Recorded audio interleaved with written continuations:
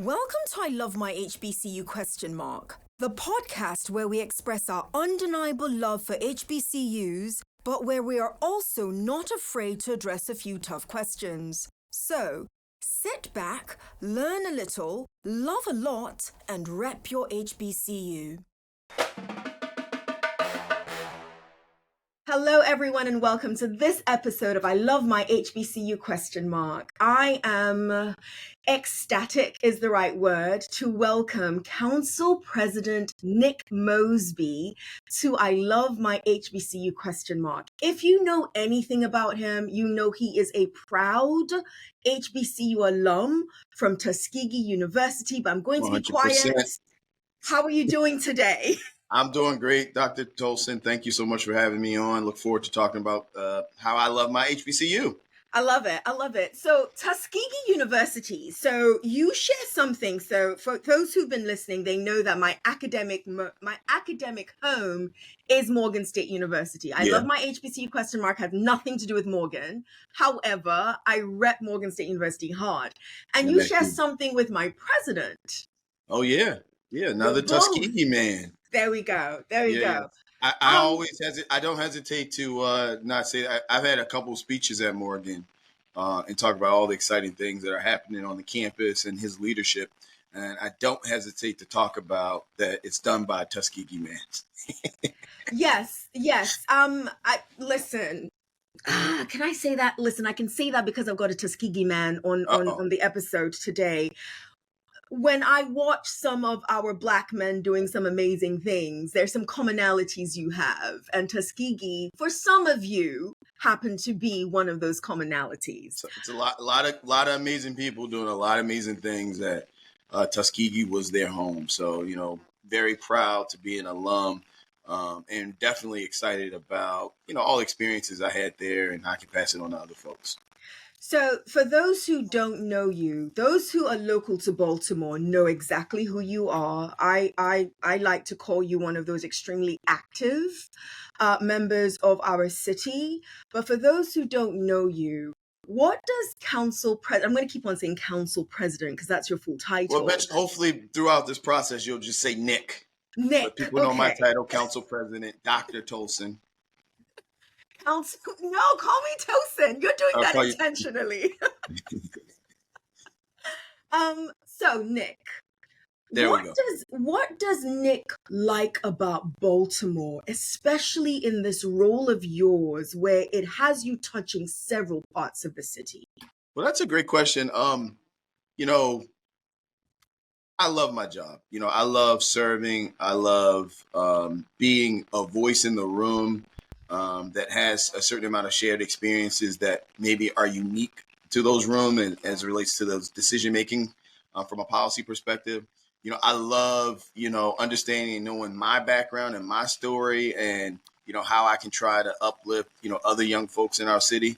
A lot of times we just like to look at ourselves in the mirror and figure out what we've done, the successes that we have, but we also kind of forget about who we were, right? So I don't forget about the little boy who grew up in Northeast Baltimore, in a 3-bedroom house with 6 women. I don't forget about sleeping on the top bunk and my sister right under me and my mother in the same bedroom and watching her wake up at 4:30, 5 o'clock in the morning, catch 2 buses to put food on our table. I don't forget about the kids I grew up with, particularly in middle school, that were just as smart as me, didn't have the same level of opportunities and kind of where they are. So I don't forget about my background and who I am. And I think that really pushes me to continue to serve, because being a public servant, particularly in a city like Baltimore, that has been disproportionately divested in from our federal government, our state government, and in Black and brown communities, our local government, it's hard. It's hard work and it's a lot of sacrifice. But, I do it for those reasons because, like I said, I don't forget about where I come from and the folks that I try to speak up for on a regular basis. As I listen to you, I hear the person, the human in civic engagement and the human in politics. And I want to lean on that ever so slightly because when I speak to my students, my young Black and brown students, give or take 18 to 22-year-olds, they are turned off of politics. And it's not that Tosin wants to shove politics down anybody's throats. Yeah. It's knowing that we can't actually shun it, and we actually have to play different active roles in it. And hearing what you just said, I hope for the students who are listening, who are turned off of politics, they just see the human in the politics and they see the human in the civic engagement. Because everything you just rattled off, and you rattled it off so quickly, I don't see how a young person doesn't relate to some of those things. And it doesn't have to do with all those policies, right? Yeah. I mean, to that point, Dr. Tolson, I'm still calling you doctor. Tosin. Um, but no, to that point, I mean, look, if I'm growing up in a certain circumstance and my grandfather grew up in that same circumstance and he's been pushing this idea of voting, he's been pushing this idea of this system that's supposed to benefit my family, my community, folks around me, and it has not, you know, I start to lose trust in that system. I start to kind of take back from the system. So that's why it's so important for folks who have the cultural competency to run for office, to be in these positions of, creating policy, but also with this heart of understanding that empathy that sits out there, it sits out there for a real reason. Yes, yes. And we can't allow like the sacrifice, or, a lot of people say a thankless job. It's a reason that folks feel like they don't need to thank you, because the circumstances that they're in and the conditions that they've been brought up in their environment. So, that's the first thing I talk to young electeds about not being discouraged, about understanding, you're getting up, you're doing your job, but you're also representing an institution that has failed these communities for decades. And so regardless of my background, regardless of, how I'm trying to, be the voice of the voiceless or shine light on darkness, the reality is to certain folks in our community, and rightfully so, I am still the system. I am still that institution. I mean, the Baltimore City Council was the first legislative body in the entire country to pass racial zoning laws that say Black people could only live here, which was really like the precursor to redlining and what we talk about. At the end of the day, I'm president of that institution that did that. Regardless, I mean, there's still residual effects of it that we still see in our city charter and that we still see. So and have impacted our people. So I think that that's really important. It's both sides. It's like understanding, knowing why there's an empathy, and trying to dismantle it that way. I could not appreciate you more for breaking it down that way. And again, I'm going to keep on saying this. I do hope, it's one of the reasons why before we hit record, I told you that you are an important guest to me on this episode. Especially as an election year is coming up, I do hope more of our students are listening to the council president, Nick Mosby's of the world, to hear how they position the humanity that still needs to exist within politics. I'm going to shift back to HBCUs for Back a to hot Tuskegee? second. Absolutely. But not necessarily Tuskegee alone, but just okay. your love of HBCs, right? Yeah. So I have this thing on the podcast called the Rapid Fire segment. Nick Mosby should know this. Okay. It's 67 seconds on the clock, not 60. Why do you think it's 67 seconds? Because 7's the best number. It's my line number. I was about to say that's his line number. You've done your research. It's my line number. It's in my zip code. It's my football. It's my high school football number. Everything that's related to 7 is my daughter's birthdays, both of them. I mean, it's a lot of 7. So you have done your research, Dr. Tolson. I'm impressed. I know. That's not the reason why it's 67 seconds. All your reasons are good. All your reasons are good.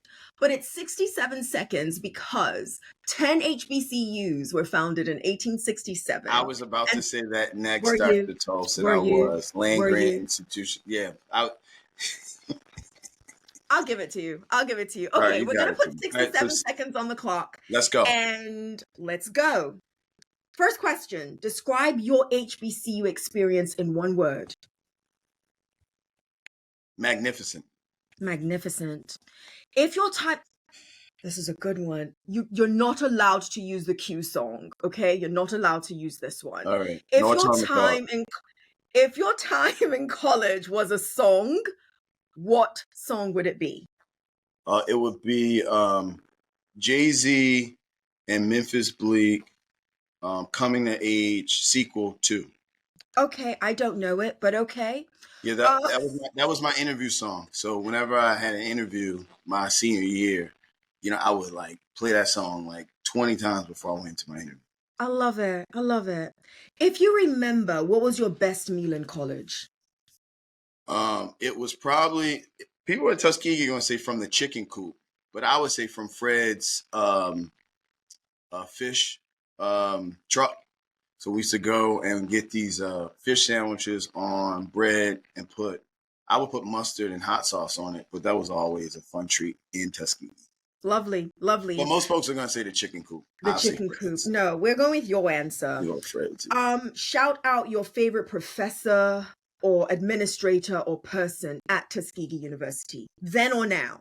I would say she's still there as Miss Henderson. Miss I wouldn't have Henderson. graduated from Tuskegee. I wouldn't be where I am if it wasn't for Miss Henderson. When I got my job, I sent her 2 dozens of roses because who she was and what she meant to me.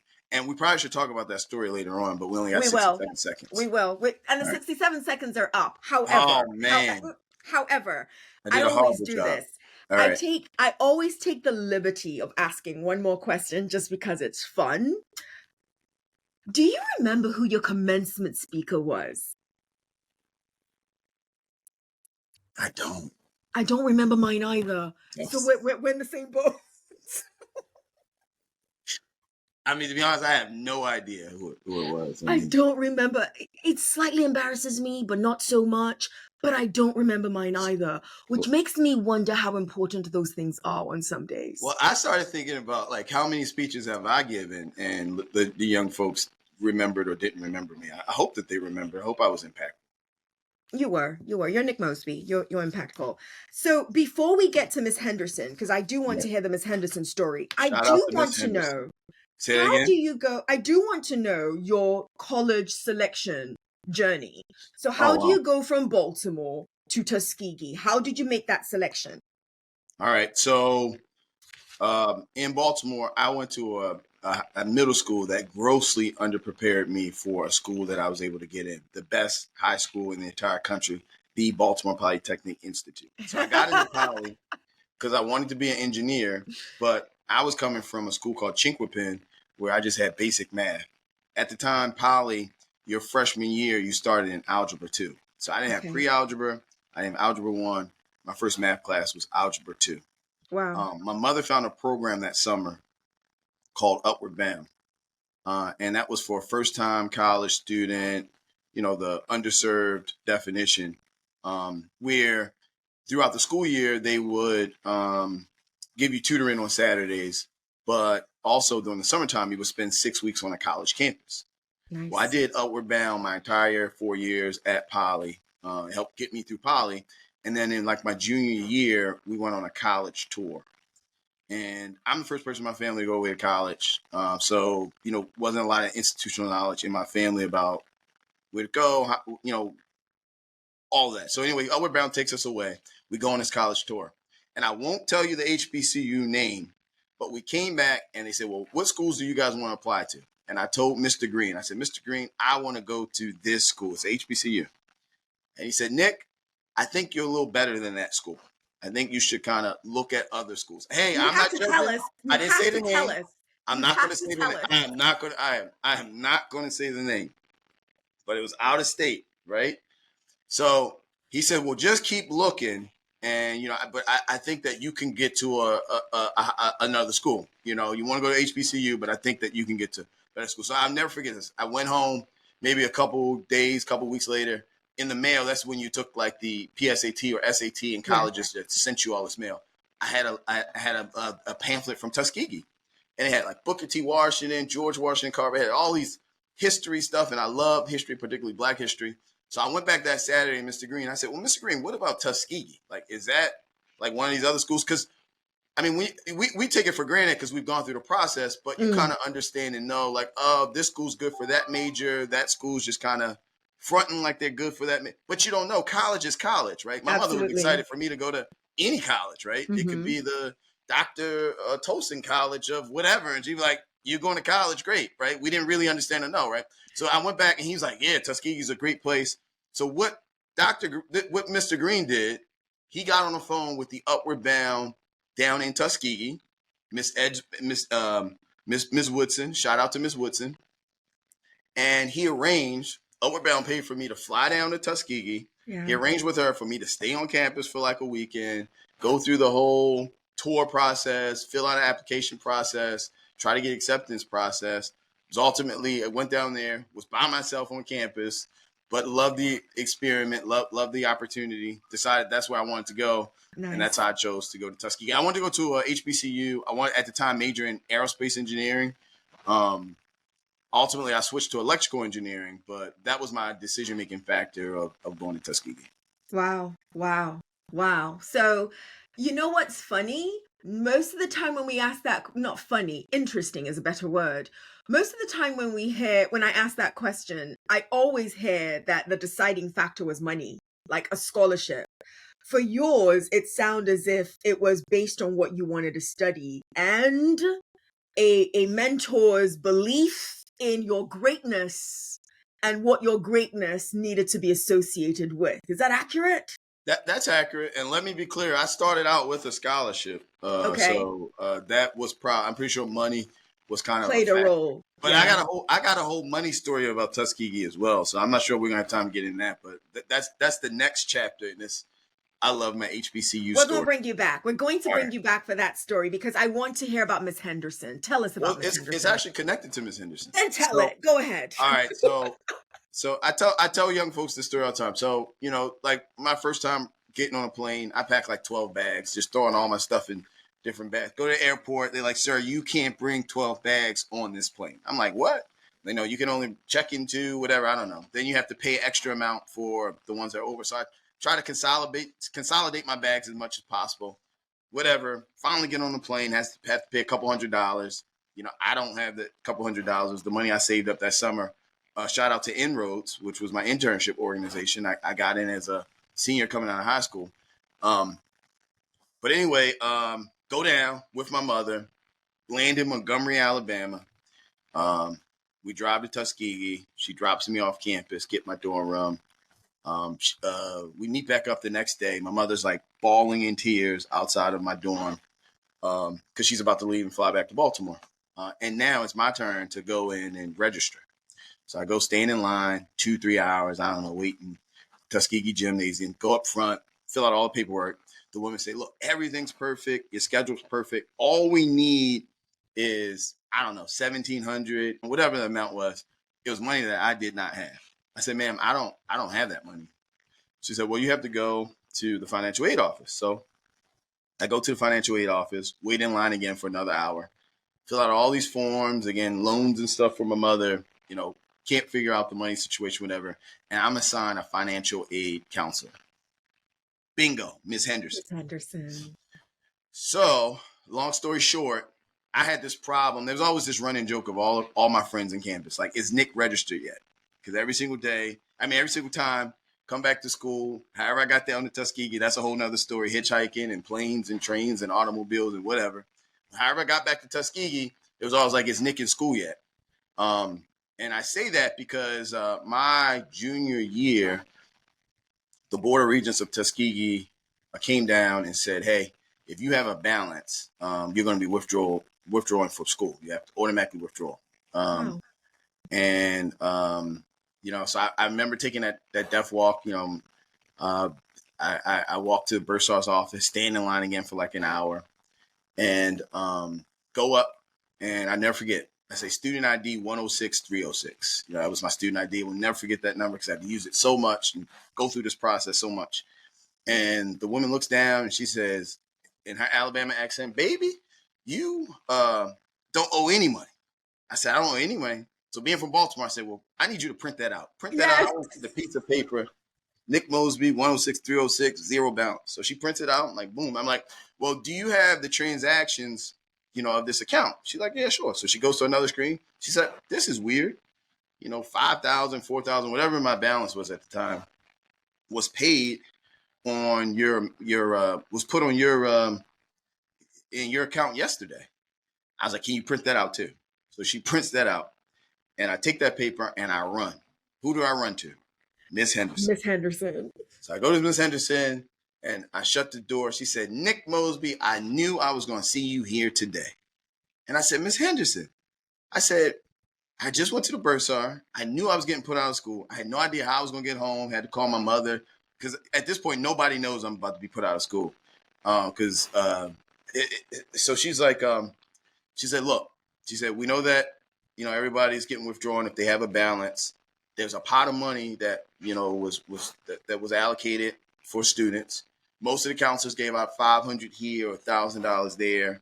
She was like, I gave you most of my money. And she said, the reason why is I know the only thing that's going to stop you from living out all the dreams you talked to me about in Baltimore and all you want to do is money. That's going to stop you from getting this diploma. And, I hugged her, and it was like a real special moment to me. It was like such a huge relief, off of me. And, ultimately I graduated. And like I said, when I got my first job, I sent her 2 dozens of roses. So whenever I go back to homecoming, I make sure I go to find her and see her. But it was literally Miss Henderson that didn't send me back to Baltimore. And the reality is, leaving a school like that with that type of debt, coming back home, having to withdraw from school classes, I know I probably would have never graduated from Tuskegee. Probably been a challenge to kind of eventually pay off the debt or, try to figure it out. So Miss Henderson really kind of propelled my next chapter in my life. That was a story worth hearing. I've never heard it before. That's Miss Henderson, wherever you are. God bless you. Shout out to Miss Henderson. Yes, that was a story worth hearing, and it's a reminder. Oh Lord, it's a reminder of so many things. So many students are probably going through similar situations, not because of withdrawal situations and so on and so forth, but it is mind-numbing to me how much finance plays such a chokehold. I don't have any other word to use on the education journey of most of our HBCU students, that I'm hoping there's a resolve that makes sense for those who can't afford it at some point in time. Nick, what's the best advice you'd have for your freshman self today? The Don't best take 12 bags. advice I'd have, it's what everybody tells you. It's a generic one: time management. Time management. So much going on campus. Always recreational things to do or new people to meet or things to see, but really trying to not cram, but develop a solution of time management to appropriately map out the time that you need for education, but then also for your social life on campus. That's a big transition into college. You've got two. You mentioned one of them earlier on based on a birthday. You've got 2 brilliant daughters. They are I've met them more than 2 times. They are brilliant, period. They just are artistic, talented, bright.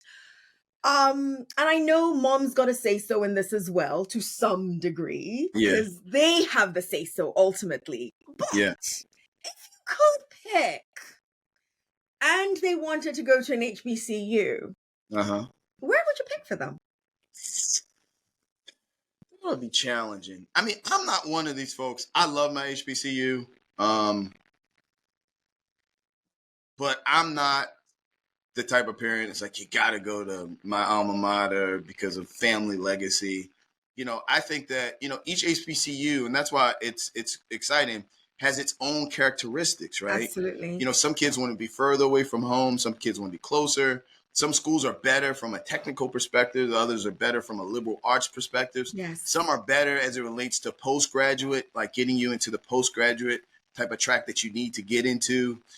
So there's so many different. I think a lot of times when we talk about HBCUs, we kind of like put it all in like this ambiguous bag of schools. But the reality is the complexity of our HBCUs are so amazing. Yes. I mean, you look at even like here in Baltimore, the differences between like a Morgan State and maybe a smaller school like a Coppin State. And like, what does that mean for an individual student to come in, be prepared enough to be successful in those environments, right? Yes. And so when you go around the country, all HBCUs aren't created equal.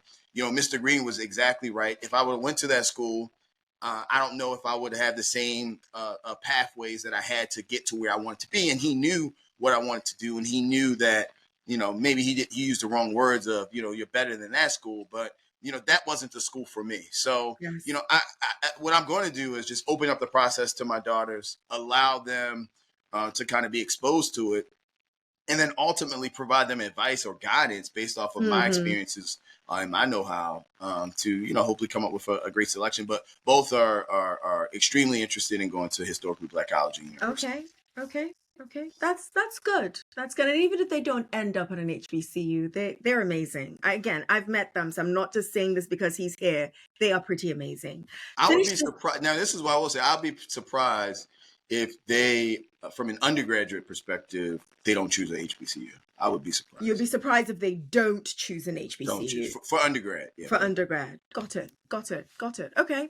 Finish the sentence for me. Because of my experience at my HBCU, I will not. Because of my experiences at an HBCU, I will not. That's a tough one. I will not. You're stumping me. I will not. I will not forget the significance of a college band, because when the Marching Pipers walked through the yard at Tuskegee University, everybody and their mother stopped and paid attention. And, I was coming from an area like in Baltimore where maybe in high school bands weren't that important, particularly my high school. I mean, folks at City would probably say that band was important. But we didn't even have a band when I went to in my high school. So just the appreciation of and the tapestry of all the different instruments and the enthusiasm, it really is like a really important thread to like the HBCU campus. And it's funny now to see it exposed. I mean, Alabama A&M was the first HBCU band to lead the Macy's Day Parade. They ultimately are the first HBCU band to ever exist. So, the history that they have. But it's funny to see like how from a national perspective, particularly like the big predominantly white schools are taking on and adopting some of the things that these HBCUs have been doing forever. I saw an Auburn game this year where they did swag surf. The band was leading and the whole crowd was kind of doing swag surf, which is cool. But if you're from an HBCU, that's like it's basic for us. It's what we do. It's a staple in like a homecoming and everything. So I think the exposure, and I think one of the big part is, and I'll be real, like Jackson State and what Deion Sanders did from a football perspective and exposing a lot of the culture nationally because he had that platform to do so. Absolutely. It's providing a lot of opportunities for things. So I would say the band. I will never forget the importance of the band on the yard. You mentioned that, and I recall when President David Wilson at Morgan State University, when he came to Morgan, always talked, at least my one-on-one conversations with him, about how Tuskegee University's band was sometimes the heartbeat of student life, student culture, student energy. And it's something that it literally had its own heartbeat for the campus. So it's interesting you would mention that, because that's the first thing I thought about. I was like, hold on, David Wilson said that if you listen to, we love Morgan State University's band. I'm sorry. I'm really, really proud of our band. But if you hear Tuskegee University's band, there's something about it just bringing all the students together. So that's a good one. They would randomly like walk through campus at night, just like the whole band just playing, and everybody would run out and go look to see. And, it's they wear these paper bags over their heads, which was kind of weird. I don't really know the band culture and the symbolism of all that, but it was always a joy and a treat. That's amazing. Before you leave us, Nick, I want you to leave our audience with a parting word or phrase or short phrase on why you specifically love HBCUs. Well, I think HBCUs is a symbolic representation of like the importance of education to us individually, but more importantly, collectively. As I sit as city council president, I think the one thing that we don't give HBCUs enough credit for is, they're like probably the biggest variable of increasing middle class opportunities for African Americans. The thing about like, myself, I'm 44 years old, first person in my family to go away to college. But what that has done not only for my young daughters, but also for the generations that put me in a position to be able to do so. And then the family members that are in my family that have gone on to college since. So, I'm thankful for my HBCU experience. I wouldn't trade it in for anywhere. I know majoring in something like electrical engineering, transitioning from like a school like in Baltimore to a place like Tuskegee was just like the perfect landing pad for me to like excel academically while growing as a man and growing professionally. So again, I wouldn't trade my experience at Tuskegee for anything. You heard it from Nick Mosby, Council President Nick Mosby of Baltimore City. I appreciate you for being my guest at this episode. I hope, most importantly, that when my students especially, and when I say my students, I really am referring to every HBCU student in the country and not just my personal students at Morgan State University, when they hear you, they remember the humanity in our civic engagement and politics, because it is important to the fabric of our lives. And they remember that they have a role to play in it as well. But they also remember that Nick Mosby is an amazing human being who gives people credit when they show up in his life. Because I'm going to remember the Miss Henderson story. I'm sorry, but I'm going to. And don't forget about Miss Woodson and Mr. Green. All three of them. All three They're of part them. of my Tuskegee story. I appreciate you. I thank everyone who has watched us and everyone listening to the sound of our voices for tuning into I Love My HBCU this episode. Till next week, yours in HBCU love. Nick Mosby, thank you. Thank you so much, Dr. Tolson. I look forward to coming back on. Got a couple other stories for you too. So whenever I come back on, I got another really, really funny and important Tuskegee story. But thanks for having me on today. I can't wait. Thank you. You've been listening to I Love My HBCU ? Let's keep the conversation going as we share our stories and encourage more practical support of HBCUs, whilst of course holding each other accountable. Don't forget to follow and subscribe for the latest episodes. Until next time, love and lift your HBCU.